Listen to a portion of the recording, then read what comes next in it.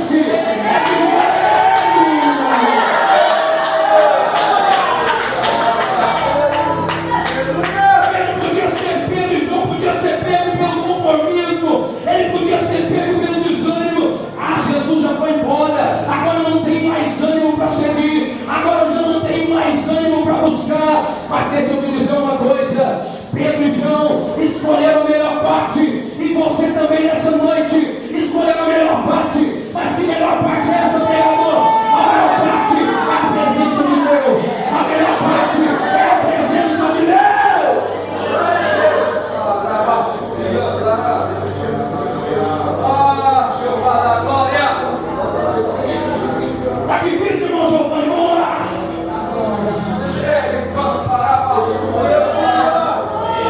Mas esse pecado está muito forte, vamos orar. Mas todos falando que nós não vamos conseguir, vamos orar. Estão me apedrejando, vamos orar. Estão me caluniando, vamos orar. Estão me jogando no chão, vamos orar. Estão dizendo que eu não sou nada, vamos orar.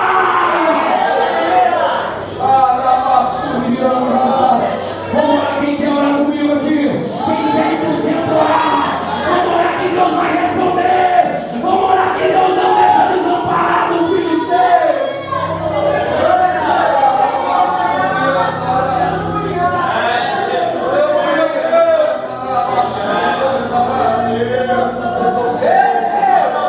Acho que motivou Pedro e João ir por dentro orar. É porque eles aprenderam com o melhor de todos. Eles aprenderam com o melhor pregador da história. Ele aprendeu com aquele pregador que não tinha uma boa homilética, que não tinha uma boa hermenêutica, que não tinha uma teologia, mas tinha o Espírito Santo de Deus. Eles aprenderam sentado ali nos pés do mestre. Eles aprenderam o mestre dizer assim: ei, meu filho, buscai primeiro o reino de Deus e a sua justiça, e as demais coisas vos serão acrescentadas. Sabe o que eu entendo com isso? Quem aprende a buscar o primeiro reino recebe as demais coisas. Quem aprende a buscar o reino tem resposta de Deus.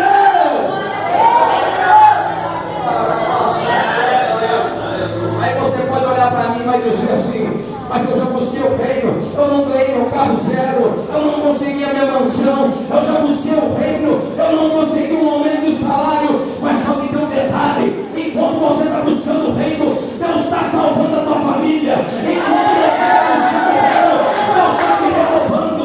Enquanto você está buscando o reino, Deus está te enchendo. Enquanto você está buscando o reino, Ele está te batizando com o Espírito Santo. Enquanto você está buscando o reino, Ele está te livrando de todo mal.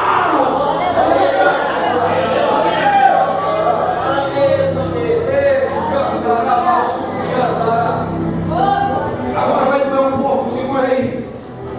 Só que tem um detalhe: quando Pedro e João vinha, tinha um homem parado ali na porta formosa. E a Bíblia nos é enfática em dizer que aquele homem era coxo desde nascença. Então não precisa nós sermos inteligentes para raciocinarmos que ele dependia de alguém para estar ali, porque a Bíblia diz que ele era trazido, sim ou não? Sim ou não? A Bíblia diz que ele era trazido um homem cujo era coxo. Só que olha para mim, preste atenção. Quando o Senhor me revelou essa palavra aqui, eu fiquei indignado por uma coisa: por que aqueles homens só levavam ele para a porta do templo? Por que aqueles homens tinham aquele trabalho de pegar ele e levar só na porta do templo e não levavam ele para dentro do templo? Vai doer um pouquinho. Aí o Espírito Santo me fez entender o porquê. Sabe por quê? Porque aqueles homens que só levavam ele para a porta do templo, infelizmente a realidade que nós vivemos hoje é os pregadores que só pregam a parte material. É os pregadores que só ensinaram o povo a buscar as coisas desse reino. É os pregadores que só ensinaram, ou os ensinadores, melhor dizendo, que só ensinaram o seu povo a pedir, a reivindicar, a colocar Deus contra a parede e dizer: Deus vai ter que fazer, Deus vai ter que mudar.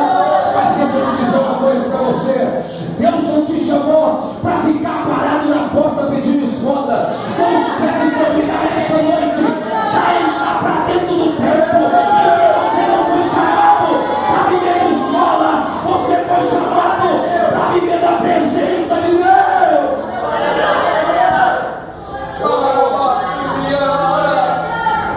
Ensinaram aquele homem pastor que só tinha que pedir, só tinha que pedir. Mas eu fico feliz porque lá vem dois homens que faz a diferença. Lá vem dois homens cheios do Espírito Santo. E quando aqueles dois homens vêm, igreja, quando aqueles dois homens vêm caminhando, paralítico olhou e pensou: agora eu ganho uma oferta, agora eu ganho uma oferta boba. Mas quando eles se depararam, olhando para Pedro e João, a Bíblia nos diz que, como ele foi ensinado a só pedir, eles olharam para Pedro e João e pensando, ele olhou dizendo para Pedro e João pensando: vou receber uma oferta. Mas quem é cheio do Espírito Santo, ele pode não ter dinheiro, ele pode não ter ouro, ele pode não ter prata, ele pode não ter caminhonete, ele pode não ter terno no ano, mas só que tem um detalhe: ele tem algo que muda a vida, ele tem unção, ele tem unção, ele tem unção.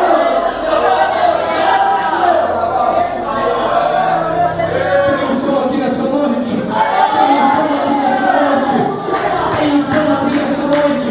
Quem sabe você pode até dizer: mas pregador, eu sou o mais pobrezinho aqui. Mentira, você é rico. Mas como que você garante isso? Você é templo do Espírito Santo, você é templo do Espírito Santo, você vale muito, você vale muito.